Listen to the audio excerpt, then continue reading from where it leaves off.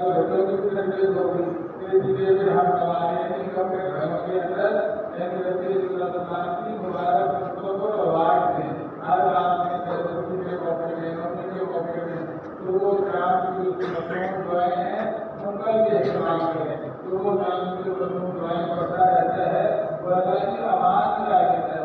ہمارے جو آدمی صبح 3 دفعہ قل هو اللہ اور قل اعوذ برب الفلق اور قل اعوذ برب الناس پڑھ لیتا ہے وہ شام تک اللہ کی آواز میں آ جاتا ہے، اور جو شام وقت کے بعد پڑھ لیتا ہے وہ صبح تک اللہ کی آواز میں آ جاتا ہے۔ اس آواز کے اندر اللہ نے کامیابی رکھی ہے، ہم بھی اپنی زندگیوں میں آواز کو غالب کریں۔ چھوٹی چھوٹی دعائیں جو جیسے بچوں کو دعائیں یاد کروا رہے ہیں، ان بچوں کو دعائیں جو یاد کروائی جاتی ہیں وہ ہر موقع پر پڑھنے کے لیے دعائیں یاد کروائی جاتی ہیں۔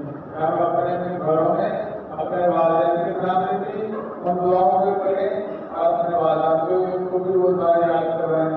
تو میری یہ دعا ہے کہ اللہ جو ہے ان کی محنت کا کاغذ کو قبول فرمائے۔ سارے بچے جو محنت کر رہے ہیں